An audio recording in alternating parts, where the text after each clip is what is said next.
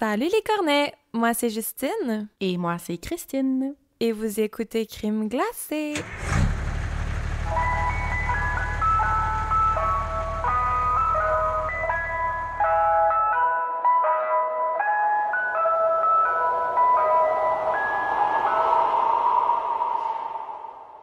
Allô tout le monde! Allô! Comment on se retrouve en ce dimanche matin pour vous autres?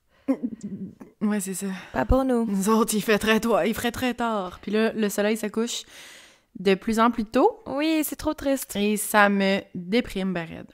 Déjà, comme tu sors le soir puis c'est frisqué, faut que t'amènes une petite laine, là, j'étais pas prête. Oui. J'étais pas prête aux nuits froides.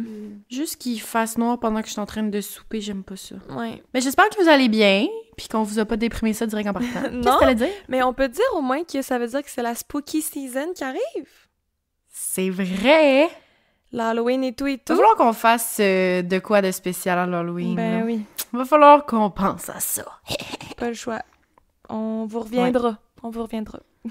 Donc, est-ce que, en fait, je le sais, là, mais Cri, veux-tu nous lire le premier shout-out? On en fait 2 aujourd'hui parce que on se sent fofolle. On se sent fofolle. On se sent fofolle à soir. Je suis sur ma petite coupe de vin, là, puis je suis prête à vous shout-outer ça. C'est Laurence qui nous écrit. Salut les filles, j'adore tellement vos épisodes, vos voix sont tellement rassurantes. Oh. Si possible, de faire un petit shout-out à mes mômes de la Mama Mafia, qui, comme moi, vous écoutent en changeant les couches de leur bébé et en berçant. Wow! C'est malade! Cute! Shout-out les Mama Mafia! On dirait que je les imagine toutes avec leur petit bébé écouter chacun leur podcast de True Crime en changeant de couche. C'est malade. J'adore. Oui, salut à vous, on vous aime beaucoup. Oui, merci de nous écouter. Merci de nous écrire ça, on aime ça. Oui, on aime ça. Trop cool votre nom de groupe, j'adore. Ensuite, on a Kitia, j'espère que je prononce bien ton nom, qui dit « Salut, j'adore votre podcast et je voudrais faire un shout-out à ma mère à qui j'ai fait découvrir ce podcast, Marilyn, de sa fille Kitia. Continuez comme ça, les filles. Salut Marilyn et salut à ta fille Kitia. J'espère que t'es très reconnaissante qu'elle t'ait montré notre podcast. Trop cool. Oui, vraiment, vraiment. Salut les filles. Je suis trop contente quand vous nous écrivez ça. Ouais, puis il y a beaucoup de mère-filles, hein. C'est vraiment cute. Vraiment cute. Puis nous aussi, on a comme réussi à embarquer nos mères là-dedans, là, quand même. Ouais. Fait que, salut maman! Salut maman! En plus, c'est sûr qu'elle va écouter ça. Ben ouais, fait qu'on est full contente de vous créer des petits moments mère-fille oui. Où vous pouvez parler de meurtre et toute la patente. Ouais, merci de prendre le temps de nous écrire comme ça. C'est toujours full apprécié. Oui, vraiment. Puis on va toutes les faire. Même si là, on a une liste qui va jusqu'à l'année prochaine, on va quand même, à un moment donné, parler de vous dans nos épisodes. Fait que écoutez-nous jusqu'au bout du bout et vous allez vous entendre à un moment donné. Ouais, c'est ça. Puis là, la semaine passée, j'ai fait un cas vraiment terrible et triste. Est-ce que cette semaine, tu nous fais la même chose? Ben, on est au 30e épisode, hein? Puis je pense qu'on a raconté 30 histoires terribles et tristes. Oui. Mais oui, en effet, elle est absolument terrible et triste. Il y a quand même des descriptions graphiques, là, fait que si c'est pas votre tasse de thé, ben, skippez l'épisode, je comprendrais, parce que c'est assez brutal comme histoire, malheureusement. Parfait. Ben, écoute, je suis prête. Je suis prête mentalement. J'espère que vous aussi. Pour rapidement dire ma saveur du jour, on l'a déjà nommé, mais j'ai pas le choix de le redire, c'est que j'ai recommencé Dexter. Puis... Oh my God! J'adore. Et mon chum, il est embarqué avec moi, là, lui aussi. Je l'avais écouté quand j'étais plus jeune, là, puis lui aussi. Puis il est toujours très difficile à embarquer quand je veux écouter une série avec lui, là, parce qu'il est comme « Ah, c'est trop d'engagement, là, je veux pas devoir être dispo chaque soir pour écouter un épisode, tu sais. » Ben oui, c'est trop d'engagement, mais il a dit oui quand tu l'as demandé en mariage. Ben oui, Louis! Mais c'est parce que ça finit toujours que je suis plus vite que lui, ouais, puis que je finis d'écouter la saison sans lui. Mais là, j'ai commencé Dexter sans y dire. Puis à un moment donné, c'est juste assis sur le divan, puis là, il écoute ça avec moi. Fait que je suis vraiment contente. Donc, ma saveur du jour, ben c'est Key Lime Pie, évidemment, comme Oui. les tartes à la lime de Dexter. Malade. Comme j'avais fait un moment donné pour un cas, je me rappelle. Oui, pour Aileen Wuornos. Ah oui, Aileen, parce qu'elle me faisait penser à Dexter. Ouais, mais là, je t'ai volé ta saveur, mais j'avais vraiment pas le choix parce Ben, que en c'est plus, je viens de parfait. finir la saison qui parle full de la Key Lime Pie, fait que j'étais comme... Oui. J'étais dedans. Donc, je peux y aller? Je commence mon épisode? Oui, je t'écoute. On dirait que je me ramasse toujours à raconter des histoires compliquées. Puis celle-là, c'est en faisant mes recherches que j'ai compris à quel point c'était un plus gros cas que je pensais, puis je me perdais dans toutes les sources, toutes les informations, toutes les pistes. Fait que tenez-vous bien, soyez prêts, je vais essayer de rester claire. Il y a quand même beaucoup de personnages, mais je vais faire de mon mieux. Je te raconte aujourd'hui l'histoire tristement connue du meurtre de Jessica Chambers. Est-ce que tu connais cette histoire? Oui, je le connais. Mais je suis dans de le réécouter, là, de l'entendre, là, de l'entendre de ta voix. Ouais, malheureusement, c'est connu pour les mauvaises raisons, évidemment, là, parce que c'est un meurtre complètement sordide. Puis il y a une ou quelques-unes cornettes, en tout cas, qui nous ont recommandé cette histoire-là. Puis ben, je la connaissais, mais je l'avais prise en note. Puis là, ben, je me suis dit, ça fait longtemps qu'on n'a pas fait une demande spéciale. Fait que j'ai choisi cette histoire. Donc, on est à Cortland, au Mississippi. C'est vraiment une très, très petite communauté, là, un genre de village de seulement 512 personnes. Puis, tout le monde connaît tout le monde. Jessica Chambers, elle a 19 ans, puis ses parents sont Ben et Lisa Chambers. Ils sont divorcés, mais ils ont une très belle relation malgré tout. Ils habitent sur la même rue, là, pour te dire à quel point ils sont en bons termes. Ils se croisent tout le temps, puis ça a l'air de bien fonctionner malgré leur séparation. On dit que Jessica, c'est une fille charmante. Elle est petite, toute mince, blonde, yeux bleus. Tout le monde la connaît. Comme je disais, là, c'est une communauté tissée serrée. Fait que, c'est même le shérif, tout le monde dans les commerces, tout le monde connaît la belle Jessica Chambers, qui est super énergique, intelligente, très populaire à l'école. C'est une cheerleader, puis elle rêve de devenir infirmière. On la voyait souvent faire des roues dans la rue. Tu sais, c'est une cheerleader, elle aimait ça bouger, elle faisait des pirouettes, des gambades, tout le kit. Puis elle semblait aimer de tout le monde, mais sa mère a dit que malgré sa bonne humeur puis son charme, elle avait quand même un petit côté plus sombre, là. Elle traînait parfois avec des gens peu fréquentables, puis elle a déjà vendu un peu de drogue par le passé. Elle a une vie assez tumultueuse, mais ça, c'est chose commune à Cortland, là, comme ses amis et elle. C'est un village un peu... Je sais pas si redneck, là, c'est le bon mot, mais c'est un village que ça brasse, là. Il y a des gangs de rue, pis tout. Pour parler un petit peu de sa vie à elle, ben son père, il a plaidé coupable pour avoir fabriqué du cristal meth et a été arrêté pour conduite en état d'ivresse au début des années 2000. L'histoire que je te raconte aujourd'hui se passe en 2014, donc, tu sais, il a quand même refait sa vie, son père, mais il a quand même un passé avec la justice. Ouais, quand même pas rien, là, du cristal meth, là. Ouais. Son voisin, âgé de 28 ans, il a été abattu de plusieurs balles dans son jardin en 2006, puis son grand frère, il est mort dans un accident d'auto en 2012. Fait que, tu sais, Jessica est faite tough, là. Elle en a vu des vertes puis des pas mûres. Puis aussi, sa relation avec sa mère, pas toujours parfait, là. On dit que si sa mère lui criait dessus, elle criait en retour, puis elle déménageait pour quelques mois vivre chez des amis ou autres, là. Elle sacrait son camp quand elle se chicanait trop fort avec sa mère. Puis on dit que souvent, on la voyait se battre avec ses frères et sœurs, avec ses parents, ses amis ou son petit ami. T'sais, si on la frappait, elle la frappait en retour, peu importe c'était qui. Donc, malgré son petit profil angélique, là, elle avait un gros caractère, puis elle se laissait pas faire. Et malgré qu'elle se chicanait souvent avec sa mère, les deux s'aimaient tout autant. Comme pour donner un exemple, là, pour la fête des mères, Jessica, elle a écrit à sa mère « Je sais que je n'agis pas comme si je t'aimais, mais je t'aime vraiment. Merci d'avoir été là pour moi quand personne d'autre ne l'était. » Fait que je pense que c'est vraiment beaucoup amour-haine, mais c'est passionnel, puis au final, ils s'aiment vraiment. Son dernier petit ami à Jessica, il s'appelle Travis Sanford. Il a été incarcéré à l'automne dernier pour vol. Et pendant ce temps-là, Jessica, elle, est en train d'essayer de reprendre sa vie en main depuis les derniers mois. On est en 2014, je rappelle.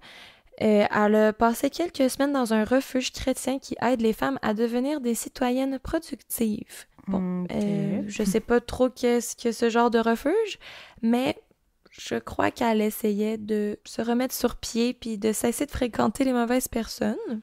On arrive au 6 décembre 2014. Autour de 20 heures, 2 hommes conduisent dans la pénombre sur un petit chemin tranquille nommé Aaron Road, pas très loin de Cortland. Puis les deux croisent soudainement sur le bord de la route une voiture, une Kia Rio 2005, en flammes.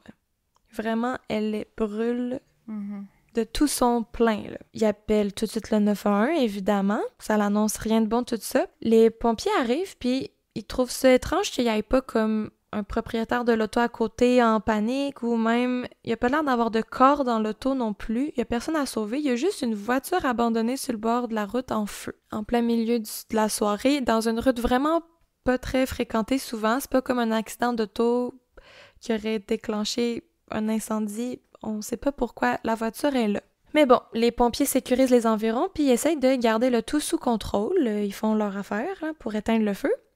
Et c'est là qu'ils voient une silhouette sortir du bois à travers la noirceur de la nuit. Mais boboy. Sur le bord du chemin. On dirait un film d'horreur. Ouais. Puis les pompiers décrivent la silhouette comme un monstre qui est apparu de derrière les arbres, qui est sorti des ombres. Sauf que c'est pas un monstre qui sort de la forêt, mais une jeune femme. Elle est seulement vêtue de ses sous-vêtements, puis son corps est entièrement brûlé, au point là que sa peau, elle fond sur son corps. Ses cheveux sont frits, son visage est noir de suie, mais elle marche, elle est debout et elle marche, puis elle est en état de choc. Elle se dirige vers les pompiers calmement. Ça doit tellement faire peur comme scène, là. Oui, vraiment. Comment tu réagis? Tu sais, t'es comme, qu'est-ce que c'est ça? Quoi? Ok, oh mon Dieu. Je sais pas. Ouais. Là, les ambulanciers arrivent immédiatement. Puis la jeune femme fait juste chuchoter « Aidez-moi, aidez-moi ». Elle est tellement en douleur qu'elle est pas capable de crier. Là. On demande à qui? C'est quoi ton nom? Puis elle fait juste chuchoter, marmonner, mais on finit par comprendre que c'est Jessica. Puis là, les ambulanciers, les pompiers, ils capotent parce que tout le monde se connaît, là. Ils sont comme, OK, c'est Jessica Chambers, là. La petite cheerleader que tout le monde aime, là, la belle Jessica. What the fuck? Personne comprend comment elle a pu se retrouver dans cette situation-là, puis pourquoi elle sort de la forêt aussi, c'est bizarre. Pourquoi elle brûlait dans la forêt tandis que l'auto en feu est sur la route? C'est curieux comme scène. On la prend en charge du mieux qu'on peut, puis on lui demande ce qui est arrivé. Jessica marmonne « They set me on fire ». Et là, c'est difficile de dire si elle a dit « they » comme plusieurs personnes ou « they » au singulier, parce qu'en anglais, on peut dire « they » comme « lui », comme quand on parle d'une personne qui n'est pas présente en ce moment, ou « they » comme « il » ou « elle » au pluriel. Fait qu'on peut pas trop savoir qu'est-ce qu'elle voulait dire par là, mais une chose est claire, elle a été mise en feu, là, c'est pas un accident. Là, on lui dit « Qui te fait ça? Qui ça? They? » Puis là, elle répond quelque chose qui semble être un prénom. Plusieurs comprennent le nom Eric, d'autres Derek. Donc, Eric, Derek, ça se ressemble. Ouais. Puis c'est là que l'histoire complexe commence. C'est le début de des milliers de théories, d'incertitudes, d'obstinage, que personne n'est d'accord, parce qu'on saura jamais, malheureusement, le nom qu'elle a essayé de dire. Oh my God. Sa langue est complètement frustrant. Brûlée. Elle a plus de lèvres. Et comme elle a de la fumée dans la gorge. Tu sais, c'était difficile de comprendre ce qu'elle voulait dire par là. Ben oui, c'était déjà bon qu'elle était debout, là, en train de marcher, là. Ben oui, tu sais, elle est consciente, puis elle a eu la présence d'esprit d'essayer de dire c'était qui lui avait fait ça, mais on a mal compris, puis elle était pas capable de répéter. Oh my God. Il y a d'autres témoins qui disent qu'ils ont pas du tout entendu ni Eric ni Derek, puis ils disent qu'elle demandait seulement de l'eau. C'est tout ce qu'elle disait après avoir dit son propre nom. C'est « water, water ». Un des témoins, c'est Cole Haley, qui était un des premiers répondants sur la scène. Lui, il dit qu'il n'a pas entendu Derek ou Eric. Il dira plus tard qu'il est traumatisé par cette expérience-là. De voir l'état de Jessica lui cause encore aujourd'hui des PTSD, là, qui était encore vivante malgré toutes les brûlures qu'elle avait puis qu'elle marchait en sortant du bois. il raconte ça au procès, puis il pleure tellement que ça l'a marqué. C'est sûr, là. C'est sûr que, genre, il doit littéralement rêver à ça toutes les nuits. Voir cette image-là, c'est sûr, ça quitte plus sa tête, là. C'est fini, là. Non, puis c'est qu'elle est encore vivante, là. Fait que tu sais, tu veux l'aider, mais qu'est-ce que tu fais, là? Elle est calcinée, là. Comme, tu dois être dépourvu de moyens, là. Ouais, vraiment. Là, Jessica est envoyée d'urgence à l'hôpital régional de Memphis par la voie des airs. Puis en arrivant là-bas, c'est là qu'on remarque que du liquide inflammable a été versé dans sa gorge, dans son nez et partout sur son corps. Oh my God. Donc, on lui a fait boire du gaz ou un autre accélérateur quelconque. Elle souffre de brûlure thermique profonde. 98% de son corps est brûlé. What the fuck, là. Ouais, what the fuck qu'elle a été capable d'être debout puis de parler, là. Ça n'a pas de bon sens. Elle était sur le pilote automatique, là. Elle devait être juste complètement désespérée, là, puis instinct de survie, là. Là, la police, pendant ce temps-là, appelle le père de Jessica et en ce moment-là, il est avec sa belle-mère Debbie, la belle-mère de Jessica. Debbie, elle court le long de la rue pour avertir la mère de Jessica, Lisa Chambers, parce que, tu sais, ils habitent sur la même rue. Puis là, elle lui crie dessus, Jessica a été brûlée vive. Sa mère est juste complètement sous le choc. Elle dit, hein? Mais je lui ai parlé au téléphone il y a 1 heure, puis elle était bien correcte. Comment, oh my God. entre live et mon appel, elle a été brûlée vive, là. C'est tellement paniquant, là. C'est tellement le pire appel que tu dois recevoir dans ta vie, là. Non, là. Non, elle est venue cogner à sa porte, là. Ouais, ben, ouais, est-ce que j'ai dit l'appel, mais c'est parce que j'avais trop d'images en tête, mais c'est la pire chose que tu veux pas entendre ever, là. Non, de comment quelqu'un tu que tu dis connais, ça là? aussi? Comment tu lui dis ça? Comment tu réagis? Comment... Aïe, aïe. À ce point-ci, là, avec 98% de son corps brûlé, il n'y a pas grand-chose qu'on pouvait faire pour la pauvre Jessica. Ben non, c'est sûr. Le personnel médical, il a juste tenté de rendre Jessica la plus confortable possible en attendant que son corps finisse malheureusement par lâcher. Ses parents sont à son chevet. Lisa, la mère, elle tient la main de sa fille, puis elle lui dit « Maman et papa sont là. Si c'est trop douloureux, c'est correct. Laisse-toi aller. If it's too much, it's okay to let go. » Elle lui dit « It's okay to let go. I will get you justice. » Comme « Je vais te rendre justice. » Puis, quelques secondes plus tard, à 2h37 du matin, Jessica Chambers prend finalement son dernier souffle. Comme si elle avait entendu sa mère, puis elle s'était dit « Ok, c'est bon, mes parents sont là, je peux lâcher prise. » Comme si son corps, genre, il attendait comme que ça. Il restait en vie jusqu'à temps qu'elle sache qu'elle est bien entourée. Ouais, elle a dit « Ok, maman est là, je peux enfin reposer en paix. » Mon Dieu, cette journée! Ouais... On vient d'enregistrer un autre podcast. On dirait toute la journée, je suis en SPM. Je pense que ça se peut que je braille pendant cet épisode. Ouais, j'ai un petit mouton. Je dis ça en riant, là, mais je ris pas. Là. Genre, c'est très possible que je braille. Sa mère a dit qu'elle peut jamais fermer les yeux parce que à chaque fois qu'elle ferme les yeux, elle voit juste sa fille complètement brûlée, qu'elle a même pas de paupières pour fermer les yeux parce qu'ils sont brûlés. Puis qu'elle prend son dernier souffle sur le lit d'hôpital. C'est sûr qu'elle devait même pas être reconnaissable. Mais non, là. Tu sais, c'est la dernière image que t'as de ta fille, c'est ça. Ah, c'est épouvantable. Bon. En fouillant la voiture de Jessica, on trouve son téléphone cellulaire qui est en dessous de l'auto. Il est comme par terre, vis-à-vis la porte conducteur. On déduit que soit quelqu'un l'a lancé en bas de l'auto ou qu'il est tombé pendant une altercation quelconque. La police demande un mandat pour fouiller son historique téléphonique, mais étrangement, ils obtiennent juste les derniers 24 heures. J'ai lu un peu, là, puis ça a l'air quand même complexe d'accéder à un mandat complet pour fouiller toutes les données cellulaires de quelqu'un, ou en tout cas dans ces années-là. Je pense que c'était tough d'avoir ce permis. Mais bon, pour l'instant, ils ont seulement les derniers 24 heures, puis c'est limité. Ils n'ont pas accès à tout. Étrange. Oui, c'est bizarre, là, parce qu'elle a été immolée, là. Ben, c'est ça. Par quelqu'un, genre, me semble, donnez-y toutes les informations possibles pour qu'il trouve c'est qui le coupable, là, mais bon. Autant la police que la famille, tout le monde est déterminé à trouver qui a fait ça à la pauvre Jessica, parce que un des meurtres les plus horribles là, qu'on a pu entendre jusqu'à présent, j'ai l'impression, là. Là, les seules pistes qu'on a, c'est que quelqu'un ou plusieurs personnes ont mis en feu Jessica, et potentiellement un Eric ou Derek qui a rapport dans l'histoire. C'est pas grand-chose. Fait que là, en ayant son téléphone à Jessica, on fouille dedans, puis on trouve aucun contact qui se nomme Eric ou Derek et aucune mention de ces prénoms-là dans des échanges de textos ou autres. Fait que là, la police a décidé de juste convier tous les Eric et les Derek des environs. Ils ont dit, il doit pas en avoir 1 million, là, on va juste aller leur parler. Ouais, en même temps, un good job, là, genre, il faut bien commencer par quelque part, là.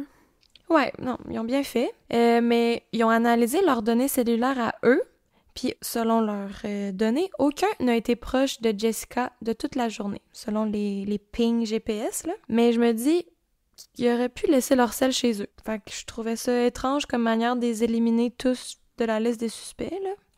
Mais bon, quand ils ont vu qu'il n'y en avait aucun qui avait été dans les environs cette journée-là, ils ont comme un peu arrêté cette piste-là. Ok, ouais, étrange. Ouais. J'avoue que ça veut pas dire grand-chose, là, mais ouais. Bon, les parents de Jessica, eux, ils ont quand même foi en la police. Ils ont dit qu'ils veulent pas reprocher leur travail et tout. Mais moi, je trouve qu'ils ont pas fait une si bonne job que ça. Puis on va voir tout au long de l'histoire, là, il y a plein de moments que, what the fuck, puis ils ont beaucoup été critiqués. Il y a beaucoup d'amateurs aussi, genre des policiers qui venaient de commencer ou qui ont fait des choses qu'ils avaient jamais faites avant puis qui ont mal fait ça. C'est quand même vraiment fâchant. En fouillant un peu plus le téléphone de Jessica, ce matin-là de décembre 2014, Jessica elle a texté son amie Keisha, puis elle lui a dit qu'elle allait venir la prendre autour de 10h30 en auto avec un certain Quentin Tellis. On les a interrogés parce qu'ils ont l'air d'avoir été une des dernières personnes à l'avoir vue. Keisha, elle a été retirée des suspects assez vite, pas trop d'informations sur elle. On a plus parlé à Quentin.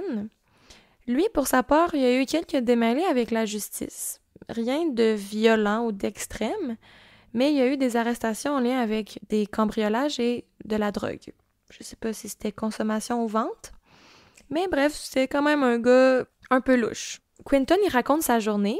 Il dit que les trois, Keisha, Jessica et lui, ils ont flâné en auto pendant 1 heure en matinée, puis que les filles l'ont laissé chez lui ensuite. Après, il aurait traversé la rue pour aller au magasin juste en face de chez lui, un espèce de dépanneur de la compagnie M&M, pas les chocolats, là. Les trucs congelés, là, les aliments M&M. Ben non, je pense pas non plus. C'est comme un magasin général qui s'appelle M&M. Je sais pas si c'est une chaîne, mais ouais. Les caméras du magasin confirment la version de Quentin, là. On le voit ce matin-là, après qu'on l'ait droppé chez lui, traverser la rue pour qu'il aille s'acheter à manger au magasin. On a pu faire ensuite un estimé de la journée de Jessica après avoir flâné en auto ce matin-là avec ses amis. Selon sa mère, Jessica est rentrée chez elle faire une sieste vers 12h30. Puis, autour de 16h45, elle se serait réveillée par un appel sur son téléphone. Puis là, je me dis, hey, toute une sieste quand même. Ouais, c'est un bon 4h15 de sieste. Ben, ça se peut, là. Ça arrive. Ben oui. Tant mieux pour elle, ça a dû faire du bien. Après cet appel-là, elle dit à sa mère qu'elle veut s'acheter à manger, laver son auto, puis revenir plus tard en soirée. Puis, ben, Lisa Chambers, la mère, a dit juste « OK, pas de trouble ». On la voit au magasin général M&M sur les caméras de surveillance vers 17h24. Ensuite, selon ses données cellulaires, elle s'est rendue à une ville voisine qui s'appelle Batesville autour de 18h. Puis je pense que c'est quand même fréquent que les gens de Cortland aillent à Batesville. C'est vraiment pas loin. 30 minutes plus tard, son cellulaire ping et montre qu'elle est retournée à Cortland. Puis personne ne sait ce qu'elle a fait à Batesville pendant 30 minutes. À 18h48, elle appelle sa mère. Ça, c'est l'appel que sa mère a mentionné quand elle a appris que sa fille elle avait été attaquée. Elle a dit « Je viens d'appeler ma fille il y a à peine 1 heure ». Ben, c'est cet appel-là. Elle a dit au téléphone, sa mère, qu'elle trouvait sa fille calme, un peu trop calme. Il n'y avait aucun bruit en arrière, puis ça l'a piqué sa curiosité parce que normalement, quand Jessica l'appelait, il y avait toujours plein de bruit. Là, c'était une fille un peu extra, énergique, elle parle fort, il y a toujours la radio qui joue ou des amis en arrière. Mais là, elle trouvait ça bizarre que ça soit très calme, mais à part de ça, elle n'avait rien remarqué d'autre de suspect. À 19h30, selon le cellulaire de Jessica toujours, on la voit quitter Cortland pour conduire où elle a été retrouvée sur Aaron Road un peu plus tard. Et ensuite, aucune activité et aucun signal à partir de 20h04. On pense que ça serait là peut-être que son cellulaire aurait brisé à cause de la chaleur des flammes. C'est à 20h10 que le feu a été signalé au 911. Fait qu'en 30 minutes, elle a été immolée. Fait qu'entre quitter chez elle à 19h30 et son arrivée sur Heron Road, elle a été immolée. C'est tellement bizarre, là. Puis, tu sais, son cellulaire sonne, ping à différents endroits, mais on sait pas si elle est toute seule, si elle est avec quelqu'un, ou même si elle est consciente à ce moment-là. C'est ça. Peut-être qu'elle a son cellulaire sur elle, mais c'est quelqu'un d'autre qui la transporte. Plein de questions sans réponse pour l'instant. 2 jours plus tard, un homme du nom de Jerry King marche sur une route à quelques kilomètres de la scène de crime. Et je pense qu'il promenait quelqu'un dans une poussette, là. Un bébé dans une poussette. Ça reste quelqu'un. Mais ouais, il promène un bébé en poussette sur une route pas trop loin et il trouve des clés au sol. Sont attachées à une corde rose. Il y a aussi attaché dessus un mini désinfectant, là, un Purell miniature. Tu sais, ça...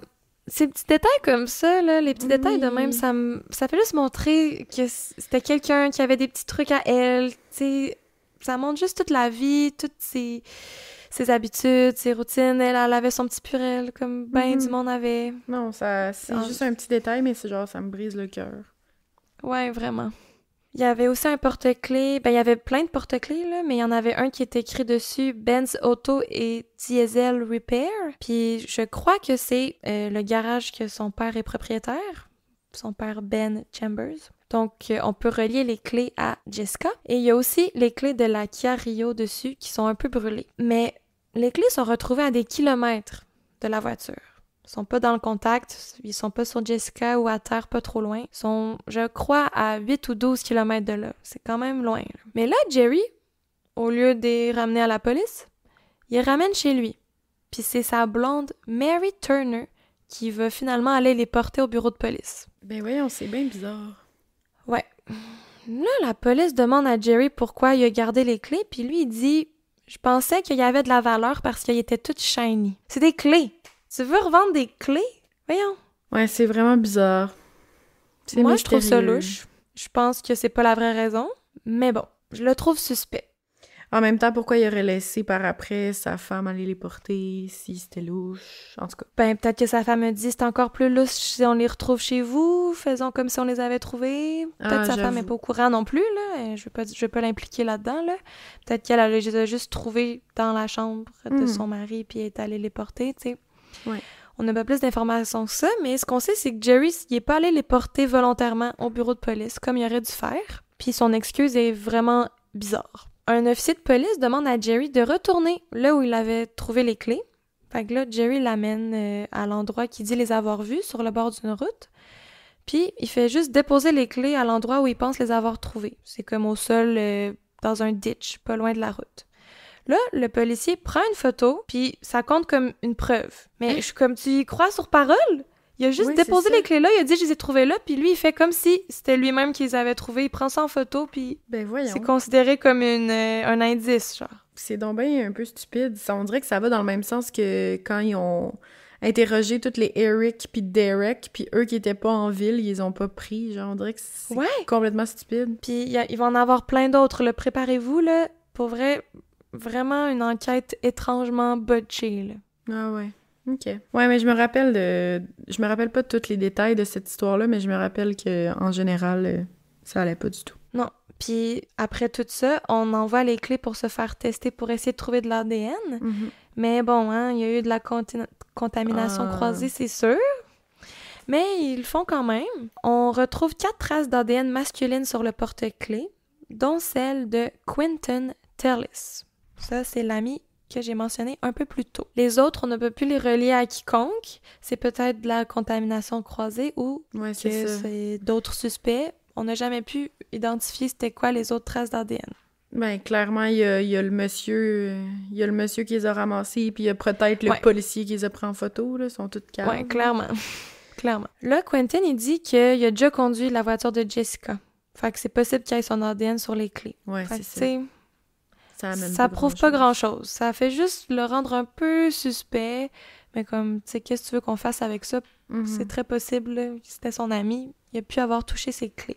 Ouais. Ça a pris encore quelques jours avant que la police obtienne enfin un mandat complet pour fouiller le téléphone de Jessica. On peut voir maintenant pas juste les textos qu'elle envoie, mais ceux qu'elle reçoit aussi. Puis on voit qu'à peine quelques minutes avant que l'appel 911 rentre pour signaler une voiture en feu sur le bord de la route, Jessica, elle a reçu un texto de Quentin Tellis encore. Préparez-vous, je vais le nommer souvent. Ouais, c'est ça.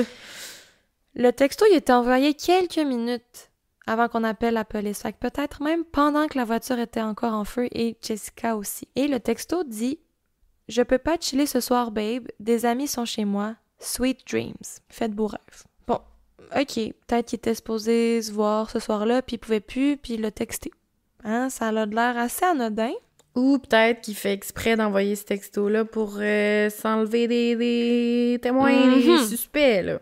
Aussi, ce qui fait sonner plus des cloches aux policiers, c'est qu'il a jamais mentionné à son interrogatoire qu'il était supposé voir Jessica cette soirée-là. Puis, il aurait pu le dire, ça leur aurait été pertinent, puis ça l'aurait pas incriminé. Fait que ne pas le dire, c'est bizarre. Ouais, j'avoue. Il avait peut-être oublié ce détail-là, tu sais. Ben oui. On le contre-interroge. Et là, les enquêteurs, tu sais, ils posent plus de questions. Au début, ils voulaient juste savoir qu'est-ce que tu as fait ce matin-là. Mais là, ils commencent, tu sais, à être plus curieux envers ce cher Quentin. Puis là, ils lui demandent c'est quoi sa relation avec Jessica. Puis il leur dit qu'il a déjà couché avec dans son auto une fois. Là, les policiers sont comme « Ah, OK, cool, ça aurait été le fun que tu nous le dises avant. » Ouais, c'est ça. Ça change un peu la relation, mettons. Mais oui, bon. C'est ça, c'est sa version. C'est lui qui dit ça. Ouais. Et là, on lui demande qu'est-ce qu'il a fait toute la soirée du meurtre de Jessica. On veut savoir tous ses mouvements. On commence à le trouver shady. Quentin, il dit qu'il a chillé avec des amis, puis que le soir, il est allé chez sa sœur. Il a emprunté son truck, son camion, pour conduire jusqu'à Batesville. Comme Jessica. Donc, la même soirée, les deux semblent avoir été à Batesville. Quentin dit qu'il est allé au Fred's Dollar Store à Batesville pour s'acheter une carte prépayée à offrir à sa blonde en Louisiane. Il dit qu'elle n'a pas d'argent pour venir le visiter jusqu'au Mississippi, donc il veut lui payer un billet de train. Pourquoi il a besoin d'une carte prépayée? Pour faire ça, I don't know.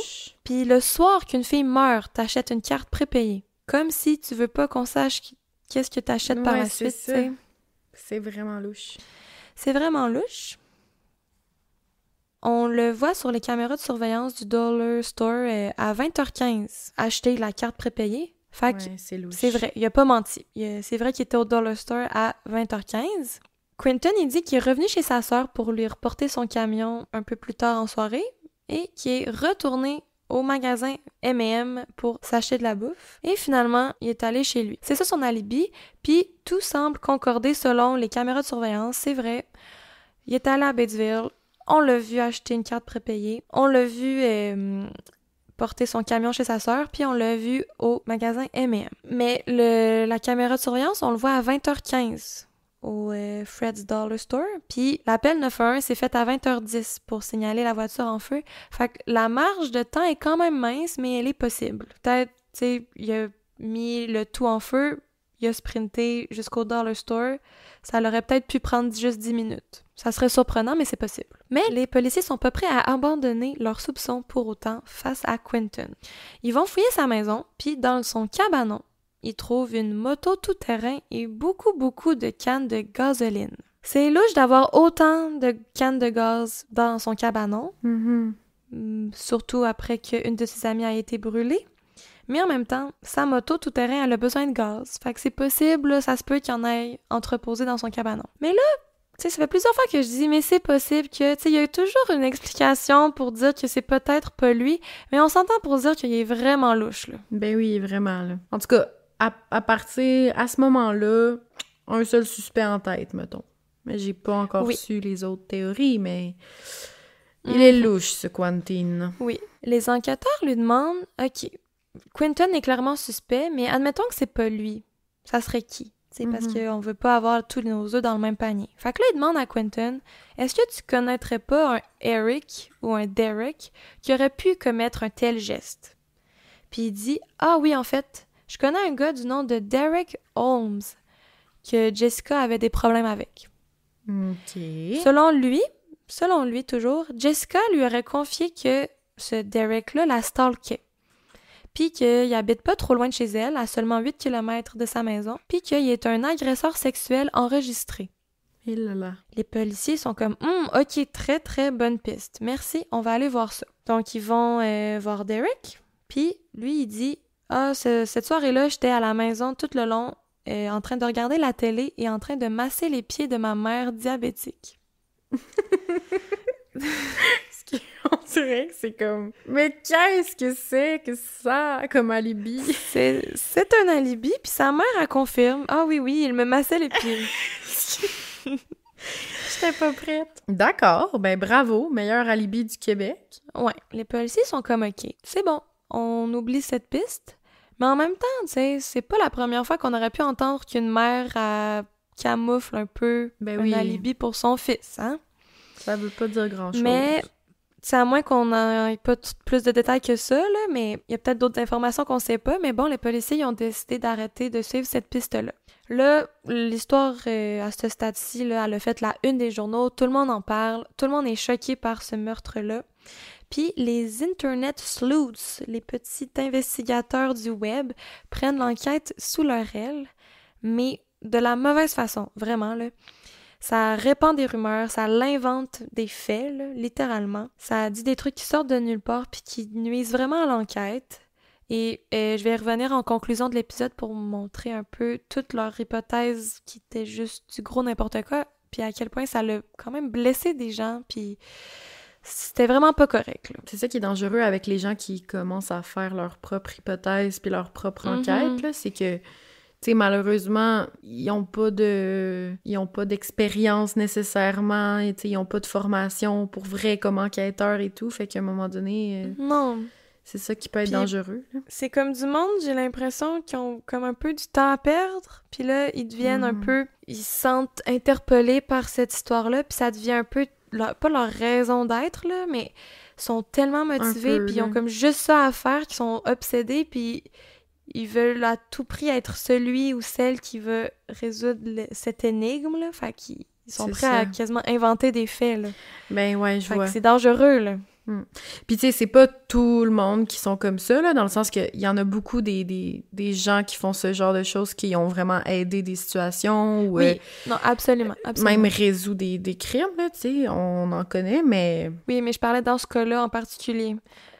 C'est un risque. C'est comme des ermites un peu, là, qui ont pris les devants, puis... C'est ça, ils sont plus rationnels tellement ils pensent juste à ça, puis qu'ils essayent de trouver trop de raisons à tout, là. Ouais. Puis ça l'a pris autant d'ampleur sur Internet parce que c'est rapidement devenu un cold case, un peu. Il y avait aucune piste dans les mois suivants. On est rendu en août 2015, là, puis il y a rien de nouveau qui est sorti. Le dossier devient de plus en plus un cold case. Fait que les policiers décident de se reconcentrer sur les données cellulaires de Jessica parce que c'est pas mal tout ce qu'ils ont. C'est les données cellulaires, puis un Eric Derek que finalement, on n'est plus trop sûr. Donc, après 8 mois, on décide d'engager Paul Rowlett, qui est un expert en données digitales, pour analyser le téléphone de tout le monde qui aurait moindrement été questionné ou suspecté dans cette affaire-là.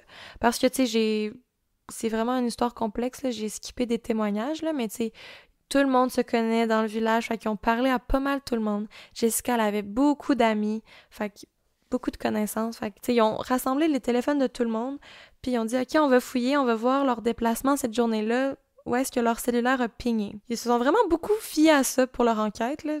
Tu sais, c'est comme, je sais pas, ils tripaient sur les pings, là, mais ils ont basé leur enquête là-dessus. Et ça l'a porté fruit. En octobre, Paul découvre que nul autre que Quentin Tellis, il était à Batesville non seulement la même soirée que Jessica, mais au même moment.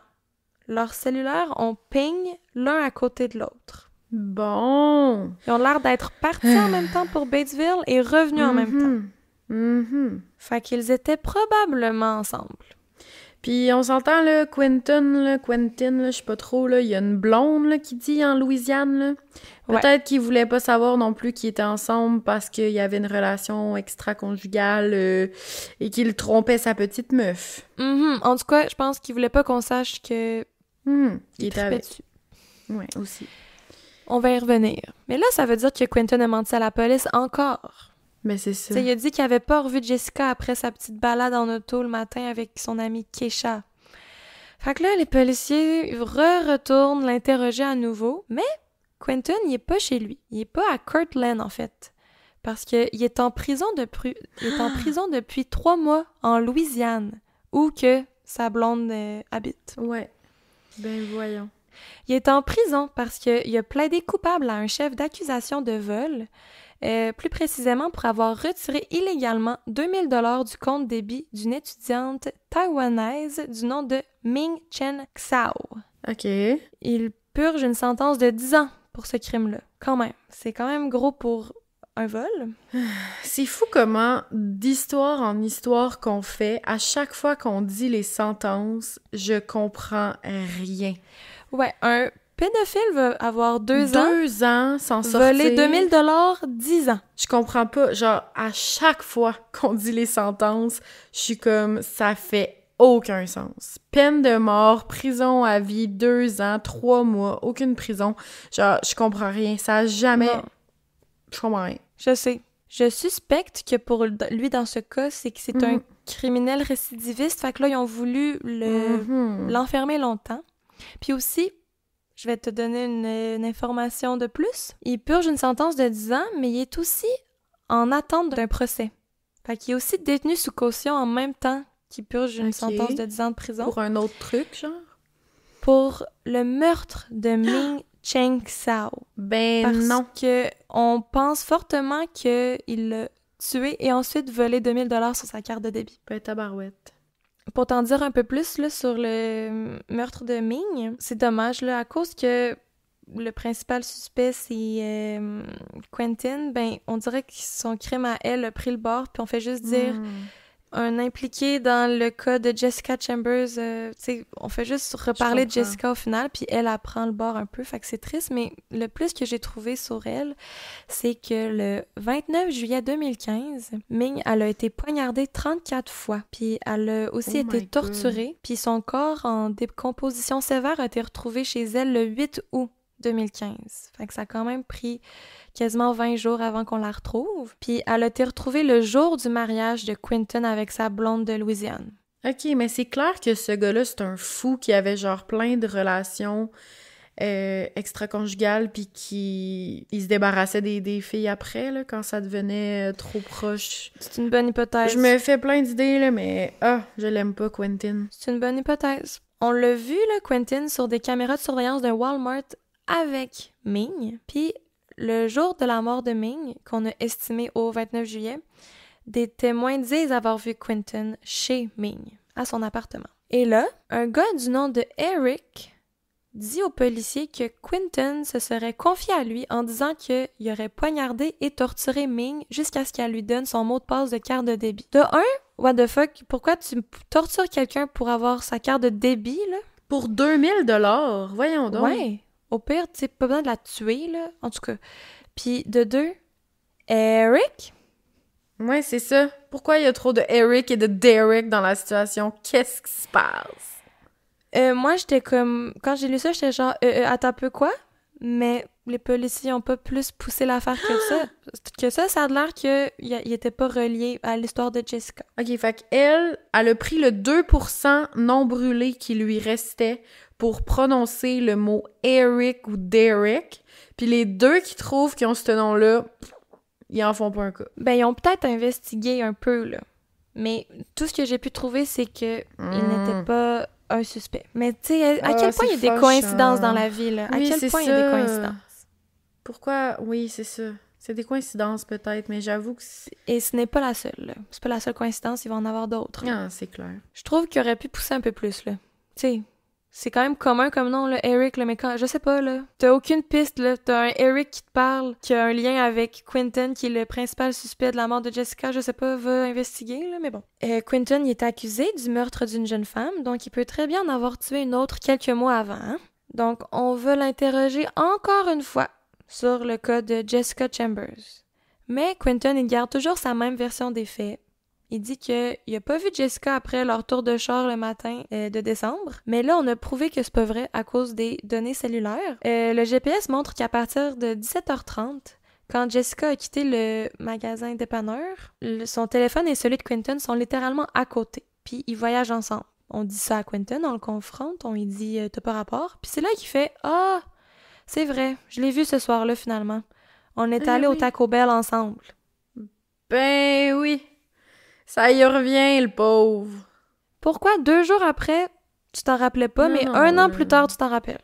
C'est ridicule. Puis c'est pas juste un détail, là, c'est quand même un gros événement à oublier. Là. Puis là, il se rappelle de ce que Jessica a commandé, ce qu'elle a dit, ce qu'ils ont fait, nanana. Soudainement, tout lui revient. Puis il finit par dire qu'il est rentré chez lui avec son ami Big Mike qui l'a reconduit, puis qu'il a pas revu Jessica après. Fait que là, faut interroger Big Mike. Mais là, ils niaisent tellement les policiers, là. Oui, puis je suis comme arrêtée de le croire, là. Tu sais, soit qu'il y a rien à voir là-dedans, mais pourquoi ils niaisent avec des informations genre 1 an plus tard? Sinon, c'est sûr qu'il y a de quoi avoir là-dedans, là. Ben c'est oui. un ou l'autre, là, voyons donc. Ben oui. Puis là, il dit « Oh non, c'est Big Mike qui m'a reconduit. » Puis ils sont comme « OK, on va aller voir Big Mike. » Et évidemment, ils ont pu prouver qu'il était à un match de football des Titans contre les Giants à Nashville ce soir-là. Fait qu'il était clairement pas au Taco Bell en train de lifter son ami. Un autre mensonge. Il dit tellement de la merde, là. C'est quoi qu'on va apprendre après? Là, je sais pas, ils doivent être écœurés d'aller le voir, mais ils retournent le voir encore. Pour lui dire « Quentin, t'es un sale menteur. » Puis ils s'en vont. Non, c'est pas vrai. Ils disent pas juste ça. Ils font juste y laisser un petit post-it dans sa cellule de prison. Non. Ils lui disent « T'es un sale menteur, dis-nous la vérité. » Puis là, Quentin, il est encore là « Ah, ok, oui, c'est vrai. C'est pas Big Mike qui m'a lifté. En fait, je suis retournée avec Jessica, puis on est allé chez elle. On a chillé, on a écouté de la musique, puis elle est partie après vers 19h. » Mais oui. Mais pourquoi t'as pas dit ça à la base? Si t'es pas le suspect principal, pourquoi? Mais non. C'est un classique, là. C'est un classique petit gars qui ment, puis qui est pas capable de dire l'histoire au complet, fait qu'il va au compte-gouttes, puis ça prend des 1000 ans à avoir l'information qu'on veut. Ah, ça me fâche. Ouais, vraiment, il fait perdre le temps à tout le monde. Mais là, sa version des faits, qui est sûrement un autre mensonge aussi, là, elle dit que Jessica est partie à 19h. Mais selon les données cellulaires, ce serait plutôt 19h30.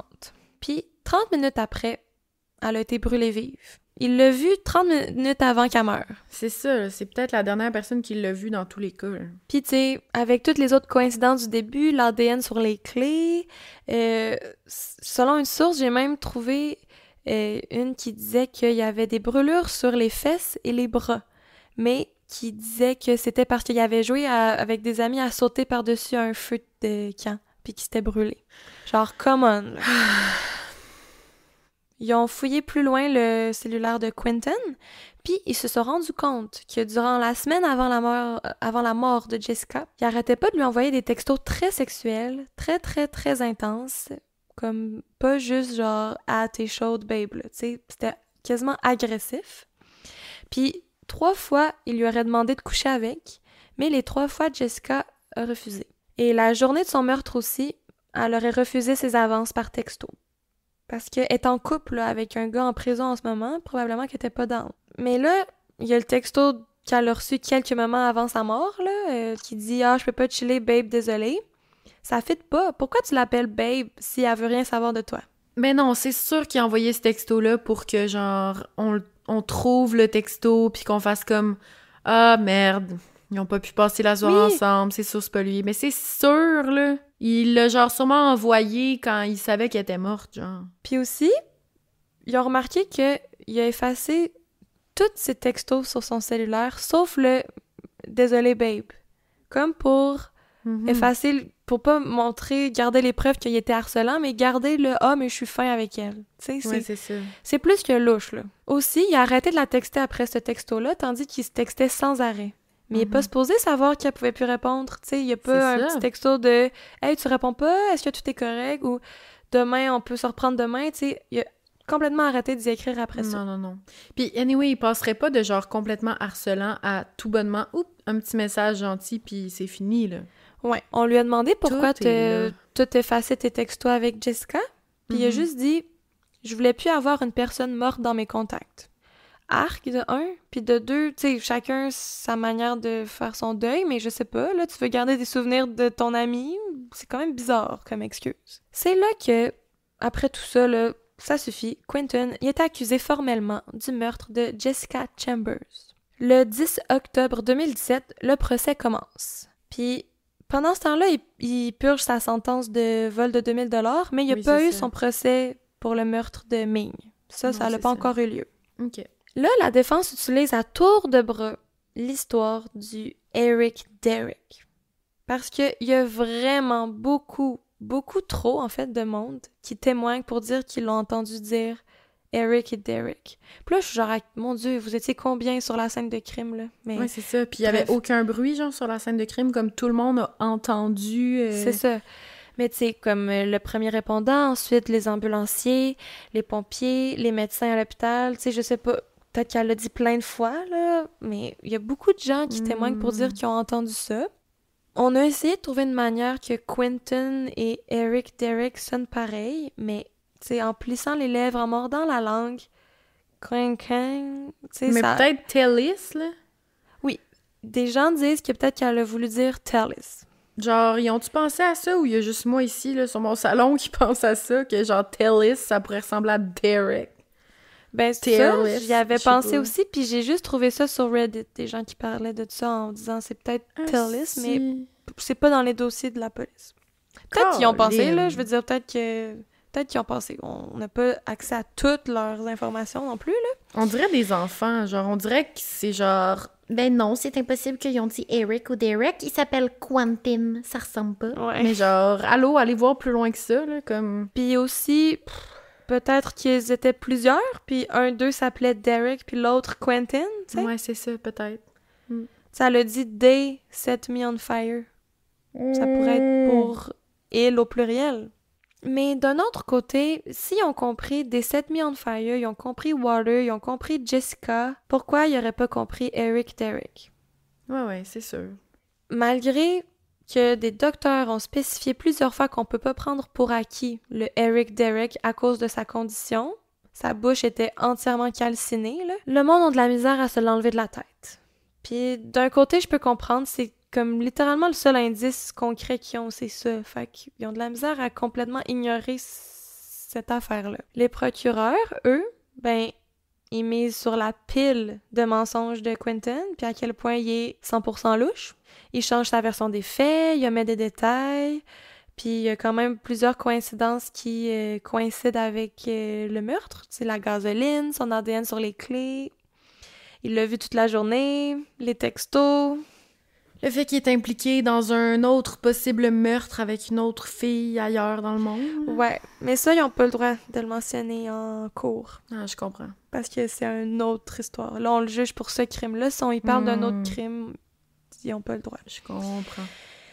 Mais bon, quand même, là, il reste louche malgré ça. Puis là, les procureurs vont expliquer, selon eux, ce qui s'est passé. Ils vont dire qu'après le Taco Bell, chez Jessica, Quentin se serait essayé sur elle, puis qu'elle aurait refusé. Et il aurait pété une coche, une solide et horrible coche. C'est une théorie. Ils disent c'est ça qui s'est probablement passé, c'est comme leur argument, parce que, tu sais, quand t'accuses quelqu'un, il faut t'expliquer un motif puis une possible version des faits qui pourrait le culpabiliser. Fait qu'eux, ils disent que c'est ça qui s'est passé. Ils disent que le corps de Jessica était tellement brûlé que c'était difficile à dire, mais on pense qu'elle aurait pu être agressée sexuellement parce que, tu sais, elle a quand même été retrouvée en sous-vêtements dehors. Donc, les procureurs théorisent que Quentin, chez Jessica, se serait essayé sur elle, se serait forcé, puis l'aurait étranglée ou assommée au point qu'elle perde connaissance. Puis là, en pensant qu'elle est morte, il aurait voulu se débarrasser de son corps et de sa voiture. Fait que là, avec elle dans l'auto, il aurait conduit dans une route isolée et recluse. Il aurait laissé l'auto de Jessica là avec son corps inanimé dedans. Il serait retourné à pied chercher le camion de sa sœur et Ça serait son alibi qu'il avait dit à la base, là, qu'il était allé chercher le camion de sa sœur. Il se serait arrêté chez lui avec le camion de sa sœur pour prendre ses cannes de gasoline dans son cabanon. Ensuite, il serait retourné à la voiture de Jessica laissée sur le bord du chemin. Puis on le voit sur les caméras de surveillance du magasin M&M, là, qui montre un peu aussi la maison de Quentin. On le voit arrêter chez lui avec le camion de sa sœur puis repartir. Là, on dit qu'arrivé à l'auto de Jessica, il l'aurait aspergé de gasoline, puis étant inconsciente, ça serait peut-être pour ça qu'elle aurait de l'essence dans la gorge puis dans le nez, c'est parce que ça l'aurait pas recraché parce qu'elle était inconsciente. Il aurait mis le tout en feu avec un briquet, il aurait envoyé son dernier texto, puis il serait parti jusqu'au dollar store rapidement pour se faire un alibi et laissant Jessica toujours en vie brûler vive. C'est une très bonne théorie, selon moi. Ouais. Puis en route, il aurait juste lancé les clés de Jessica par la fenêtre. Ouais, puis le Jerry King les aurait trouvées. C'est une théorie vraiment plausible, mais elle élimine toute potentielle complicité d'autres personnes impliquées. Il y a quand même d'autres personnes louches dans cette histoire-là. Il pourrait avoir un Eric ou Derek d'inclus. Puis il y a Jerry King aussi qui est vraiment louche, que soit il a voulu couvrir un crime de quelqu'un d'autre ou il était impliqué, puis il avait gardé les clés chez lui, puis là, il a dit « Ah, fuck, je devrais pas avoir ça sur moi », tu sais. Mm-hmm. Il y a quand même d'autres personnes louches dans cette histoire-là, mais bref, cette version-là implique juste Quentin. Quentin, pardon, c'est Quentin son nom. J'ai l'impression de dire Quentin, mais c'est Quentin. Mais on dirait que, je sais pas, là, genre les autres personnes louches, dans ma tête, sont pas si louches que ça, là. Je sais pas. Non, mais parce qu'ils ont misé tout sur Quentin. T'sais. Ouais, je comprends. Genre, en tout cas, moi, là, je suis sûre qu'il est coupable. Là. Genre, désolée, là. Ouais. Mais... Puis ils ont pas réussi à prouver quoi que ce soit. Attends. Parce que je vais trop vite, là, mais je suis comme... Je me rappelle plus de la conclusion de cette histoire. La défense dit que cette théorie-là, là, la version des faits de l'État, là, des procureurs, dit c'est tout circonstanciel, ça. C'est vrai, Quentin il a chillé avec Jessica, il a touché à ses clés d'auto, mais concrètement, on peut pas prouver que c'est lui qui était derrière le briquet qui l'a mis en feu. Tu peux pas prouver qu'il l'a agressé sexuellement ou attaqué d'une quelconque manière. Puis ils disent, puis il s'appelle pas Eric ou fucking Derek. Encore et encore. Après 10 heures de délibération, le jury retourne en salle d'audience pour annoncer son verdict. Non coupable du meurtre capital. De capital murder, là, ça c'est comme la pire condamnation. Il est reconnu non coupable. Et là, le juge, il demande au jury, est-ce que tout le monde est d'accord avec ce verdict? Je pense qu'il faut qu'il confirme. OK. Puis là, il y a juste un gars qui se lève pour dire, non, on n'est pas tous d'accord. Hein? Tout le monde est bouche bée. Le principe d'un jury, c'est qu'ils doivent être unanimes. Ouais. Tu peux pas sortir de la salle d'audience pour dire ton verdict tant que ça l'a pas fait l'unanimité. Oui, c'est ça. C'est le but d'une délibération. Ben, c'est ça. Puis là, le juge, il leur dit « What the fuck? » Ouais. Littéralement, non, c'est pas vrai, il a pas dit ça, là. Je n'ai pas cité mot pour mot, mais sûrement que dans sa tête, il s'est dit ça. Puis là, les jurés expliquent qu'il avait mal compris puis il savait pas qu'il devait être unanime. Ben, le voyons donc. C'est complètement stupide, là. C'est vraiment n'importe quoi, là. Moi, je trouve ça tout ça louche, là. En tout cas. Ben oui. Là, on ramène les jurés qui sont dupes, selon moi, en délibération, et ça a pris 1 heure pour qu'ils ressortent avec un verdict deadlock, incapable de prendre une décision unanime. On doit faire un nouveau procès. On dirait 12 Angry Men. Ouais. Mais je me dis, bon, au moins, ça va être d'autres jurés. Peut-être que, ils étaient peut-être pas super ceux-là de ce dossier-ci. Mais semble, genre, quand tu dois... En tout cas, quand tu veux faire partie d'un jury, faut que tu saches les règles, faut que tu saches que, genre... Ben oui! C'est quoi ta seule fonction, là? Je peux pas croire qu'on leur a pas dit « vous devez être unanime ». Puis, tu sais, me semble, quand ils disent « OK, on est prêt », tu sais, comme « OK, on est prêt à dire notre verdict », tu dis pas « fait que tout le monde est... vous avez fait unanimité ». Genre, personne n'a juste posé une petite question avant d'ouvrir la porte. En tout cas, c'est bizarre. Ouais. Mais bref. On est rendu en septembre 2018, là. Quand même 4 ans après. Un autre procès a lieu contre Quentin. Puis là, il y a une femme qui a été pognée en train de prendre en photo les jurys pendant l'audience, puis elle a posté ça sur Facebook. Mais elle a pas le droit de faire ça, là. C'est supposé être comme un peu secret, incognito, oui. là. Mais étrangement, ça l'a pas annulé le procès. Genre, c'est tellement bizarre. J'ai lu ça, puis j'avais pas plus d'informations, mais ça l'ajoute à tout le côté louche de toute cette histoire-là. Ouais. Et après délibération, un autre deadlock. Un autre procès annulé. Ben voyons! Mais bon, au moins, c'est pas comme si Quentin était en liberté pendant ce temps-là. Lui, il est en train de purger sa sentence de prison pour le vol de carte de débit, puis en attente de son procès pour le meurtre à Ming. Fait que, tu sais, c'est un homme très occupé en prison. Oui, mais en même temps, c'est frustrant pour, genre, la famille qui assiste au procès, puis comme tout le monde qui veut l'esti de réponse, puis qui l'ont pas, là. Oui, puis attends un peu, tu vas être fâché. Là, la famille Chambers y espère un 3e procès, mais le procureur John Campion dit « On va attendre de voir le verdict du meurtre de Ming avant d'aller de l'avant. » Il dit « Je pensais que notre dossier était solide, mais on dirait que celui du meurtre de Ming l'est plus. Je vais recontacter la famille Chambers quand on saura le verdict. » Comme si, s'il est reconnu coupable du meurtre de Ming, on n'a pas besoin de le poursuivre pour le meurtre de Jessica. C'est tellement stupide, là. Fait qu'il est juste genre, bon, ben, en attendant, on fera rien, là. Je comprends pas. Justement, c'est deux affaires différentes. Puis semble-t-il que ce procureur-là, il est connu pour être un des plus corrompus du Mississippi. Bon. Un autre. Mais bon, il est décédé aujourd'hui, là, je crois, si mes calculs sont bons, qu'il est décédé en septembre 2022. Quentin, qui a maintenant environ 35 ans, si mes calculs sont bons, parce que c'est pas toujours clair, il est encore en prison. Certaines sources disent qu'il est prévu de sortir de prison en 2027 pour sa sentence de vol de carte de débit. D'autres disent que sa sentence est terminée, mais qu'il est détenu sous caution pour le meurtre de Ming, dont il n'y a toujours pas eu le procès. Encore à ce jour, là? Ouais. Oh shit. Pas clair, mais au moins, il est derrière les barreaux, ça c'est sûr. Ils attendent toujours le procès de Ming pour retourner à Jessica. Ça, c'est les nouvelles que j'ai trouvées. C'est un cas irrésolu, le premier que je fais. Ouais, c'est frustrant. Mais c'est parce qu'il est comme un peu résolu, là, tu sais, genre, ouais. C'est pas mal évident que c'est Quentin, là. Mais la plupart des nouvelles là, datent de 2022. Il y a vraiment rien depuis 2022. Puis même à ça, ceux de 2022 sont rares. Ouais. Le procès de Ming, pour Ming, en fait, il est toujours repoussé, reporté. Ben, aucun verdict. Donc.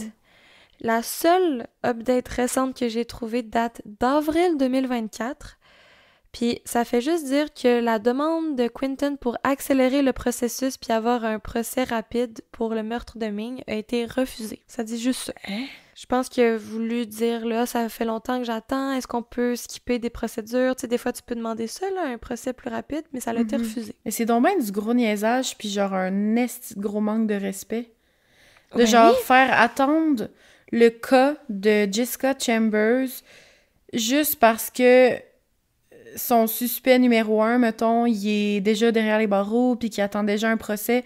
Genre, encore là, on dirait que on met full comme... On dirait qu'on protège full l'accusé. Ouais, on est comme, il y aura pas 2 sentences pour rien. Oui, il est déjà en prison. Tu sais, la justice, je sais pas, exemple, tu le reconnais coupable, il est formellement accusé et tout. Peut-être qu'il va dénoncer des complices après. Tu sais, je veux dire, l'histoire finit pas nécessairement là, faut... Ben, c'est parce que c'est ça, l'affaire, c'est que, OK, oui, on est presque sûr que c'est lui, mais mettons que c'est pas lui, là, mettons. Là, ils ont tous mis ça en arrêt, en attente que lui, monsieur, il est en prison, il attend déjà un procès, on va pas y en faire vivre un autre. Genre, what the fuck, là? J'ai l'impression qu'il y a des choses qu'on sait pas, ou des choses qu'on essaie de cacher, ou qu'on essaie de protéger quelqu'un. Moi, là, je trouve ça vraiment suspect, toute cette histoire. Oui, vraiment. C'est tellement stupide, pis c'est tellement irrespectueux pour la famille de Jessica qui attendent quoi? Genre, même la famille, mettons, de Ming, là, je connais pas son histoire, mais c'est quoi l'affaire de genre repousser? Aucun des deux procès a lieu. Lui est en prison pour autre chose. Genre, je trouve tellement que c'est... sa caution, là, il y a une caution pour le meurtre de Ming, là, tu sais, admettons qu'il n'y avait pas eu le vol, là. C'est 300 000 $. Il me semble que c'est pas tant beaucoup pour le meurtre et torture de quelqu'un, là.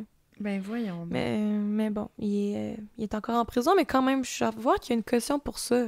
Genre, tu pourrais être en liberté en attendant ton procès pour ce type de meurtre-là. Complètement stupide. Mais il y a tellement de pistes sans réponse, là. Il y a le Eric qui avait parlé au policier pour l'affaire de Ming. Oui. Puis on apprend aussi, là, que la sœur de Quentin, elle a le nom de Derek tatoué sur la main. La police n'a jamais investigué ça. Je suis sans mots. Genre, qui est ce fucking Derek? On peut-tu savoir? Aucune idée c'est qui.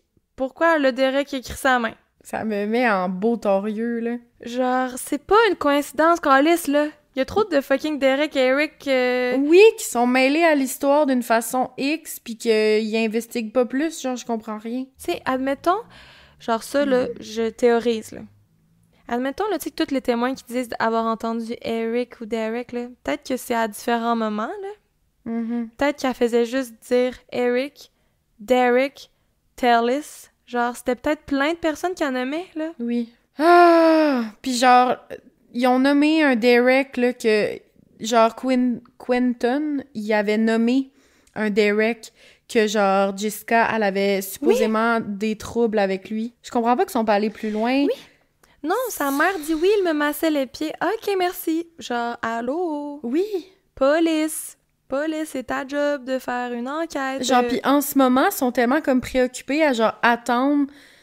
Genre, c'est tellement frustrant, là. Il y a peut-être un Derek, un Eric, quelque part, qui ont fait quelque chose dans cette histoire-là, qui sont crampés en ce moment, là. Ouais. Puis qui font juste attendre. Attendre quoi? Ils savent pas trop, là. Genre, ils vont peut-être retourner en procès avec Quentin un jour. Vont-tu avoir des réponses? Tu sais, ils vont peut-être même pas avoir des réponses. Il manque comme il respire, l'autre. Genre, c'est tellement... Oh! Ben, c'est ça. Le Eric, là, l'ami qui parle au policier, c'est le cousin de la blonde de Quentin. Mais là... C'est pas n'importe qui, là. Genre, c'était quelqu'un qu'il connaissait, c'est peut-être sa gang de bros, tu sais. Il y a trop de coïncidences. S'il est pas tout seul, Quentin, là, il y a peut-être qu'il s'est fait aider, puis que Jessica était peut-être même pas inconsciente, puis on réussi à lui forcer à faire boire de l'essence, tu sais, en tout cas. Ah ouais, c'est décolle, ça.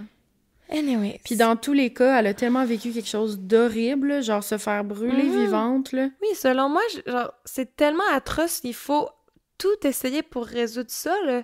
C'est comme, la personne qui a fait ça, elle doit pas être en liberté, là, c'est complètement épouvantable. Elle peut recommencer, là, c'est violent, c'est de la vengeance, c'est de la haine, c'est dangereux, là, que cette personne-là, elle chill en ce moment, là. Ben oui. Ah, c'est frustrant comme histoire, je me rappelais pas que c'était autant frustrant que ça.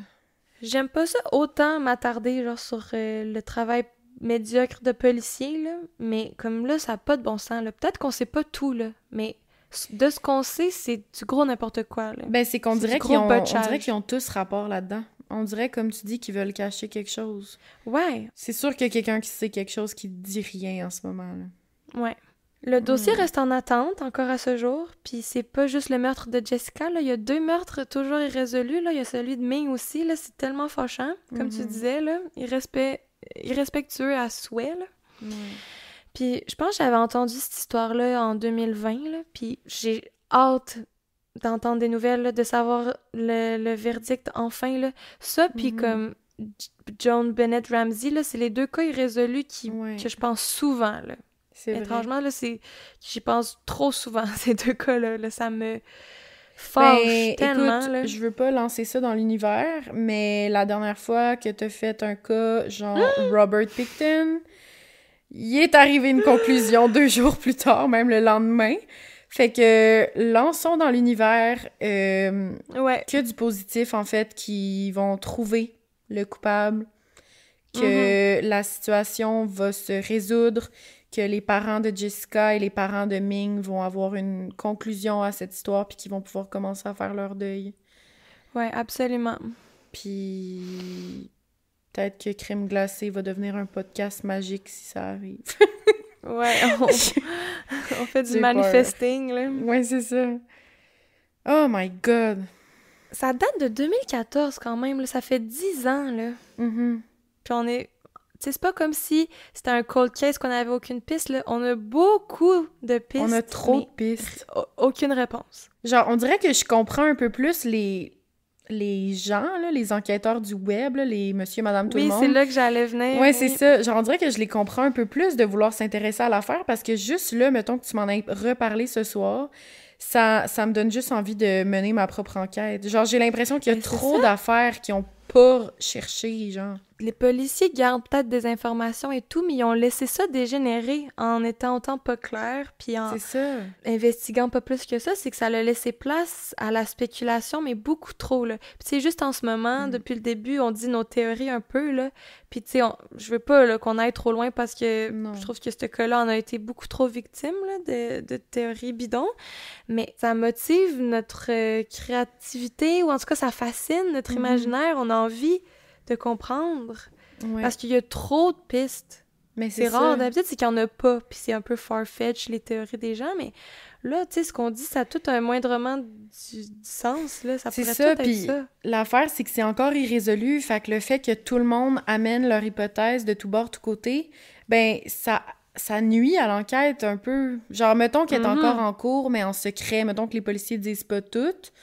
Ben, le fait qu'il y ait autant d'hypothèses puis autant de trucs connus, tu sais, le fait qu'on sache, mettons, que la sœur de Quentin, elle a un tatou de Derek, genre, tout ça peut mener à, genre, effacer des choses qui sont, tu sais, comme les gens, là, qui sont encore au courant, qui savent, là, il y a des gens qui savent qu'est-ce qui est arrivé à Jessica, ben, ces gens-là, ils peuvent prendre tous les moyens possibles pour effacer des preuves ou pour, comme, changer des choses parce que tout le monde commence à dire n'importe quoi sur la chose, tu sais.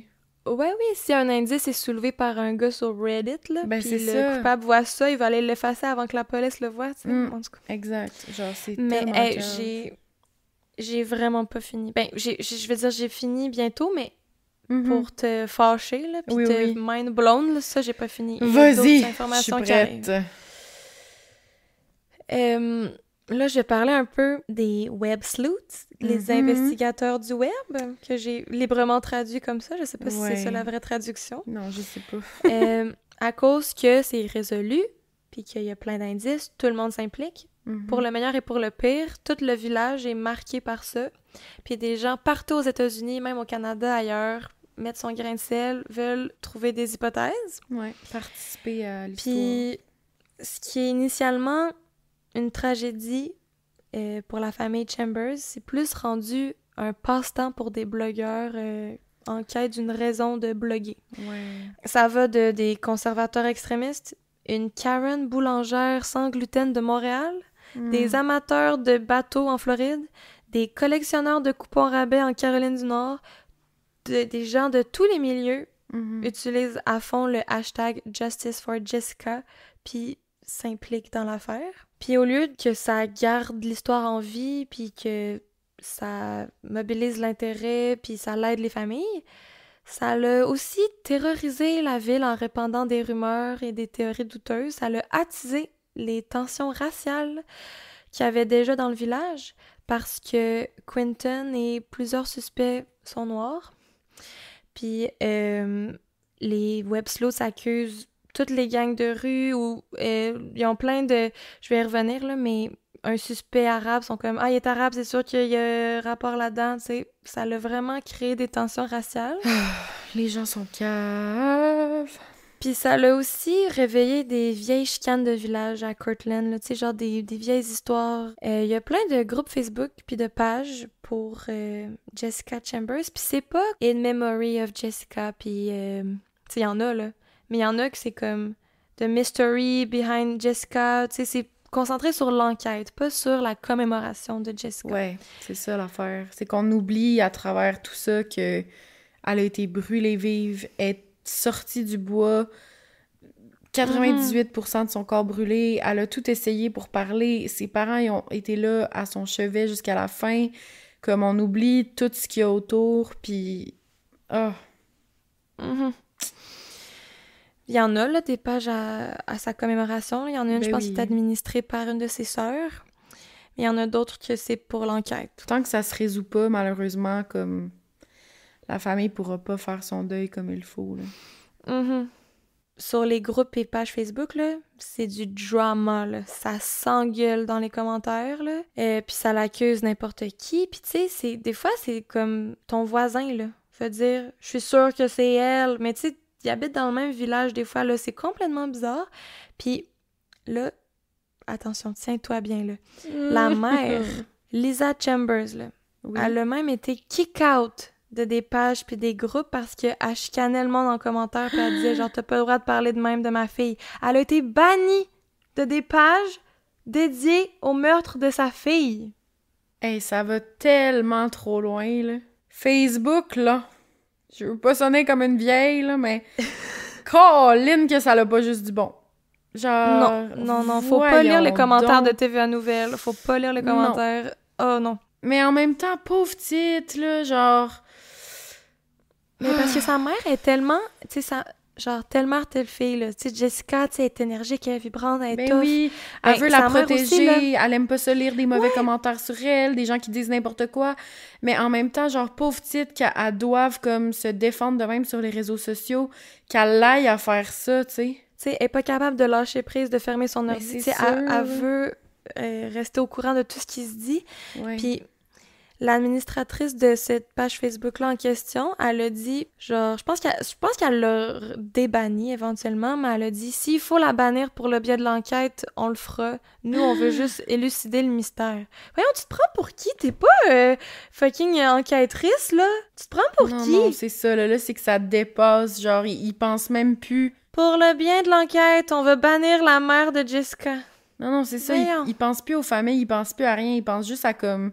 C'est un puzzle, là. C'est rendu un casse-tête, puis ça les obsède, puis ils pensent pas aux gens qui sont derrière tout ça, là, aux absolument êtres vivants, pas, là. Puis tu sais, au pas de crime, là, on parlait là, de l'éthique du true crime, ben tu sais, c'est là que ça dégénère beaucoup trop, là. Beaucoup trop. Ben oui. Parmi les théories des web sleuths qui sont vraiment pas fondées, il y en a qui accusent le chum de Jessica, qui est en prison, là, Travis Sanford. Il est noir, évidemment, mais je peux comprendre qu'il peut être louche, il est en prison, puis il y a des... c'est au-delà de sa couleur de peau qui aurait pu être profilé, là. On peut le soupçonner un peu parce qu'il y a des liens avec les gangs de rue du coin. Puis il était en prison, mais pour vol. Pas pour rien de violent. Puis il avait de l'air d'aimer Jessica. Il était en prison aussi quand c'est arrivé, là? Oui, mais eux, ils disent qu'il aurait engagé des gens pour faire ça. Je sais pas trop. Ben, sans nécessairement être ça... Tu sais, encore là, je veux pas m'en aller dans toutes les théories du complot puis toutes ces affaires-là, puis je veux pas embarquer, tu sais, dans les enquêtrices du web et tout ça, là. Mais tu sais, sans vouloir être nécessairement lui qui aurait engagé quelqu'un, ben ça peut être, mettons, lui et sa gang. Ben, s'il y avait une autre gang qui était contre, ils ont peut-être voulu éliminer la petite amie de ce gars-là pour le faire souffrir. Tu sais, genre, tout est possible. Tout est possible, là. Oui. Puis, malheureusement, en mars 2019, Travis, il est mort d'un coup de fusil à Kirtland. Oh my God. D'autres pensent que c'est le fils du proprio du magasin général M&M, Ali Fadel, parce qu'il est d'origine arabe et qu'il a posté des photos sur Facebook avec des guns, puis qu'il avait fait un signe de la main qui avait de l'air d'un signe de gang de rue. Fait que là, les gens ont dit, c'est clairement lui. Voyons, c'est le caissier. C'est quoi le rapport?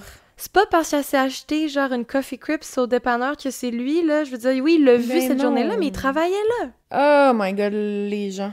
Il a dû déménager dans une autre ville parce qu'il recevait des menaces de mort. Puis son père a été accusé de faire partie de ISIS. Ben voyons donc. Genre, c'est dangereux, quoi. Là, où est-ce que ça peut aller, là? Oui, c'est la folie. C'est parce que ça peut littéralement faire en sorte que, mettons, il y ait des gens qui aient envie de s'enlever la vie ou des choses comme ça. Genre, c'est tellement dangereux où est-ce que ça peut mener, là. Ben oui, absolument. Faut faire attention à ce qu'on dit puis à ce qu'on propage sur les réseaux sociaux, là. C'est fou, là. Pour poursuivre, il y en a qui pensent que Jerry King a rapport là-dedans. J'avoue que Jerry King, Ça peut ressembler Ouais, à Eric. Harry. Derek. C'est exemple, tu prononces pas le J, là. Harry. Tu sais, ça peut ressembler. Mais rendu là, Mais- c'est quoi toutes ces coïncidences-là de fou raide, là? Un autre affaire louche. En 2021, Jerry King est mort frappé par un camion dans la région de Tallahatchie. Travis est mort, le Jerry est mort. Puis le procureur. Ouais, le procureur est mort. C'est probablement un accident d'auto. Mais est-ce qu'on veut faire taire des gens? Tu sais, moi, là, je pense à ça, là.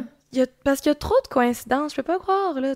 Il y a trop de coïncidences. À un moment donné, là, ça suffit. Ils ont-tu interrogé, la blonde de Quanton, là, à Louisiane? En Louisiane?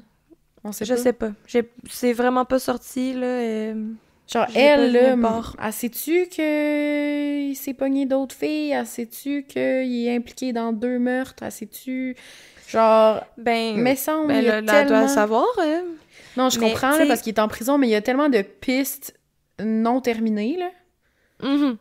Mais juste pour dire, je tiens à dire que Quentin, il a dit qu'il avait couché avec Jessica, mais on le sait pas si c'est vrai. Tu sais, peut-être qu'il voulait se vanter ou whatever, là. Ouais, peut-être. Fait que, tu sais, peut-être qu'il a pas trompé sa blonde de Louisiane, mais peut-être que oui. On le sait pas. Ben, c'est ça. Puis avec Ming aussi, tu sais, on sait pas non plus. Ouais, pourquoi il était avec elle au Walmart, puis pourquoi il avait accès à ses cartes, tu sais, on le sait pas. Là, le pire, Oh non. on a accusé le propre père de Jessica, Ben Non. Chambers. Malgré que la police, ils ont dit et redit des milliers de fois qu'il n'y avait aucun lien là-dedans, il a été innocenté dès le départ. Les investigateurs du web, ils l'ont accusé d'avoir participé à la mort de sa fille. Puis Ben Chambers, le père, il dit que ça a été vraiment difficile de se voir accusé. Juste à cause de son passé judiciaire. Tu sais, il avait Oui, été Crystal accusé là, Meth. de... Oui, mais c'est 15 ans avant la mort de sa fille, C'est quand même. ça, ça a je veux même pas dire. rapport. Il a changé de vie, je pense, puis il est rendu un autre homme, puis ça n'a même pas de lien avec ça, là. Ça n'a même pas de lien, là. Tu te fais pas accuser pour de la drogue dans ton passé de jeune fou, puis genre, plus tard, ça n'a aucun lien, là. Il aurait pas tué sa propre fille pour autant, là. Ça n'a aucun lien, là. Ouais. Les gens savent juste plus où donner de la tête, puis ils vont Ouais, non. dans Sont toutes allés les jusqu'à directions, dire- là. Sont allés jusqu'à dire que le grand frère de Jessica, là, qui est mort dans un accident d'auto en 2012, a un rapport là-dedans aussi, puis que son père aurait comploté tout ça aussi. Tu sais, il y a déjà Oh 2 my deuils à God. faire, là. 2 de ses enfants sur 3 sont décédés parce qu'elle a une petite sœur, Jessica. Genre, laissez-le tranquille. Ben Chambers a dit plus tard, « J'ai pas beaucoup d'argent, mais je paierais cher pour que quelqu'un résout le meurtre de ma fille. » Et il dit, « Je m'en fous que les blogueurs ressortent mon passé louche. Même si ça ternit mon image, si ça peut aider à retrouver le tueur de ma fille, ça me dérange pas. » Et malheureusement, Lisa Chambers est décédée à l'hôpital le 29 octobre 2021 à seulement 52 ans, sans jamais savoir concrètement ce qui est arrivé à sa fille. C'est tellement triste comme histoire, ça n'a pas d'allure. Mhm. J'ai comme des mixed feelings, là, je suis fâchée, mais J'ai juste je envie, suis genre, triste. de croire comme qu'il y a une vie de l'autre côté, puis que Lisa elle a retrouvé sa fille Mhm. de l'autre côté, puis que sa fille a dit qu'est-ce qui est arrivé. Genre, j'espère juste comme qu'ils sont ensemble, Ouais. qu'ils sont heureuses maintenant, puis qu'ils savent comme qu'est-ce Mhm. qui s'est passé, puis que ce soit les deux qui savent qu'est-ce qui s'est passé. Non, j'espère vraiment. Puis qu'ils prennent soin du reste de la famille. Pauvre Ben, pauvre sa petite sœur, genre, c'est quoi Mhm. cette vie-là maintenant? Ils vont devoir vivre comme tout le reste de leur vie avec des gens qui les accusent, avec des gens dangereux autour d'eux, genre des gens de leur propre village qui peuvent plus faire confiance, comme... Tu sais, pour revenir à l'épisode de la semaine dernière, là, tu sais, on Ouais. l'a enregistré tantôt, là, mais Mhm. de l'épisode de James Bulger, tu sais, tu donnes des milliers de dollars, un nouveau nom, une nouvelle vie à des criminels terribles, puis à eux, tu les laisses vivre tout ça. Tu peux pas les aider d'une manière quelconque, là. Ils sont pas riches, là. Ils sont pognés dans ce village-là à Ça se a pas faire de bon sens. marteler. C'est tellement vrai, là. Ils pourraient pas, genre, leur donner une nouvelle vie à eux, qui s'en aillent à l'autre Ben bout oui. du monde, qui vivent leur deuil en paix, mais qu'au moins ils soient plus comme attaqués de tous bords, tous côtés par, genre, monsieur, madame, tout le monde, puis... Oh! Ouais. Hey, c'est terrible. Il me reste un paragraphe. Ben Chambers, aux dernières nouvelles, il s'occupe de sa plus jeune fille, qui est une copie conforme de Jessica. Oh. Toute petite, blonde, souriante. Puis il dit... Bon, l'article datait de... Il y a quelques années, je sais pas là, aujourd'hui, là, mais il dit « J'attends juste le bon moment pour la sortir de Cortland. » Parce qu'il dit que c'est pas un endroit pour élever sa fille. J'ai vraiment l'impression qu'il y a... Tu sais, des histoires de village, là, des secrets de village. Il y a des trucs il y a des gens qui gardent le silence. Tellement. Il y a des gens qui parlent pas, puis que c'est ça qui manque pour élucider tout ça. Mettons, je me place dans la peau de son père. Genre, j'aurais tellement peur pour ma fille qui me reste, mettons, là. Tu sais, parce qu'on comprend tellement pas le contexte autour de la mort de Jessica que j'aurais legit peur que ça se reproduise. Genre, ou... Je sais pas. Je m'enfuirais, on dirait, à l'autre bout du monde. Ça a l'air de sortir un peu de nulle part. Tu sais, elle avait peut-être des secrets. On sait qu'elle a déjà un peu traîné dans l'univers de la drogue, la vente de drogue. Est-ce qu'elle a vu quelque chose qu'elle devait pas voir? Est-ce que c'est, comme tu dis, des vengeances de gangs de rue? Est-ce que c'est juste un gars jaloux qui était fru qu'elle voulait pas coucher avec? On le sait pas. C'est ça le pire, c'est que ça doit être genre hyper simple à régler. C'est ça le pire.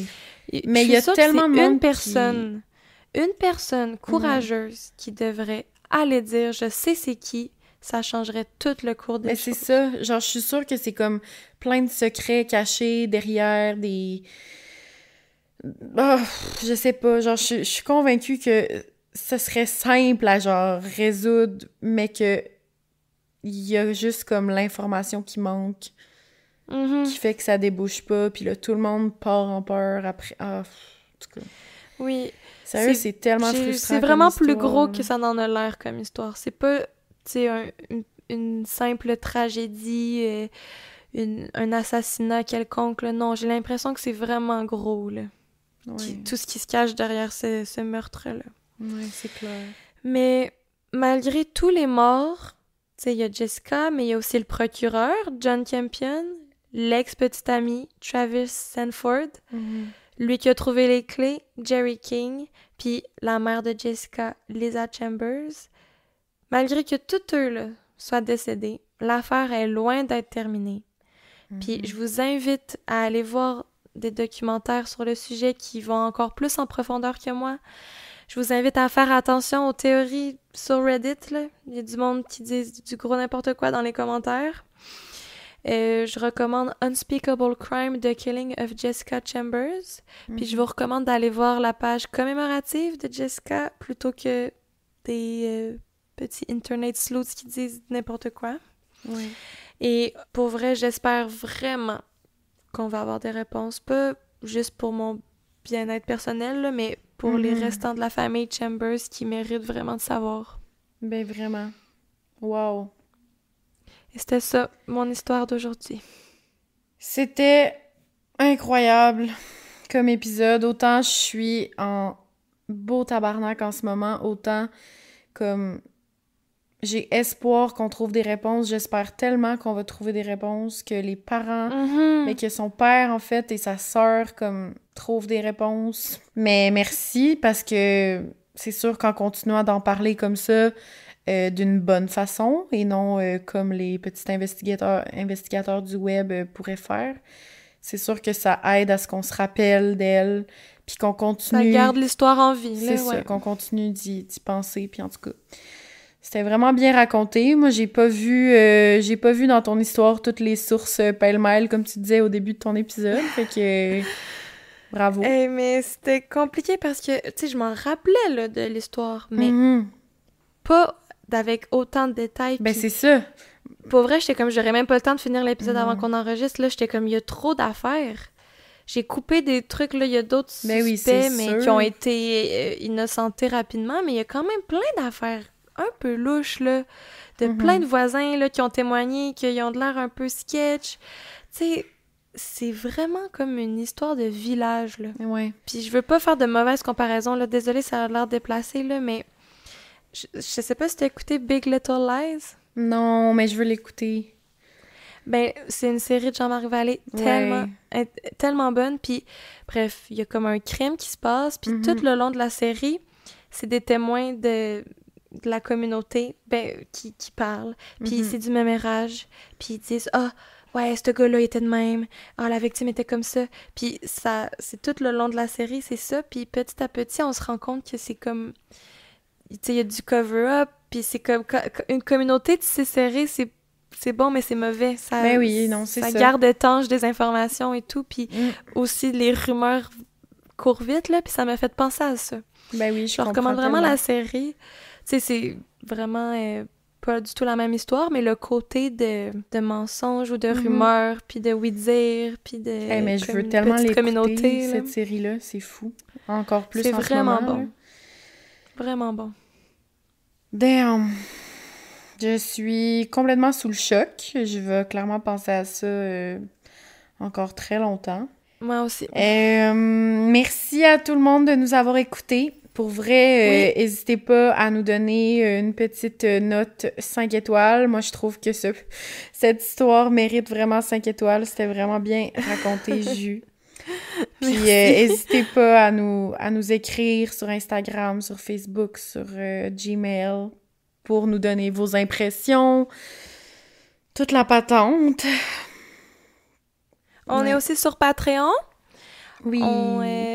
On a des épisodes bonus là-dessus, des épisodes live, des Q&A, bloopers. Oui. Puis n'hésitez pas à venir nous écrire dans nos post-mortem. On a une petite conversation où est-ce qu'on parle justement de nos cas après qu'ils soient sortis les dimanches. Fait que si jamais vous avez envie de venir lâcher un petit sacre avec nous à cause de cet épisode, faites-le. Ça me dérange pas. On va être vulgaire. On se fera lancer des roches. Excusez, je m'en fous. Mais n'hésitez pas à le faire. Puis encore merci à tout le monde d'être parmi nous encore après toutes ces semaines. C'était le 30e épisode. Puis... Mais déjà 30 épisodes, c'est fou pareil. Ça passe vite. Puis je suis contente que notre petite communauté fasse qu'augmenter de plus en plus. Je suis vraiment fière de nous. Je trouve ça beau ce qu'on a déjà accompli en si peu de temps. Je suis vraiment contente. Puis ça, c'est en grande partie grâce à vous qui nous écoutez chaque semaine. Fait que merci. Puis tu sais, je suis sûre que si on réécoutait notre premier épisode en ce moment, on serait quand même fiers de l'évolution qu'on a, si on peut dire. Puis je trouve que ça s'en va dans une bonne direction. Puis même si... notre cher Claude Poirier a bâché les podcasts de True Crime, je trouve quand même qu'il y avait un peu tort. Même si c'est pas de sa génération. Il peut pas comprendre Claude Poirier. Oui. On l'aime pareil, on le prend pas personnel. Ben non, on l'aime tellement. Bref, merci à tout le monde. On se laisse sur ces beaux mots d'amour. Merci, merci vraiment beaucoup. Puis on se revoit la semaine prochaine. C'est Christine qui va nous raconter une histoire ce coup-ci. Yes! Fait que à la semaine prochaine, les petits cornets. Oui, bye bye!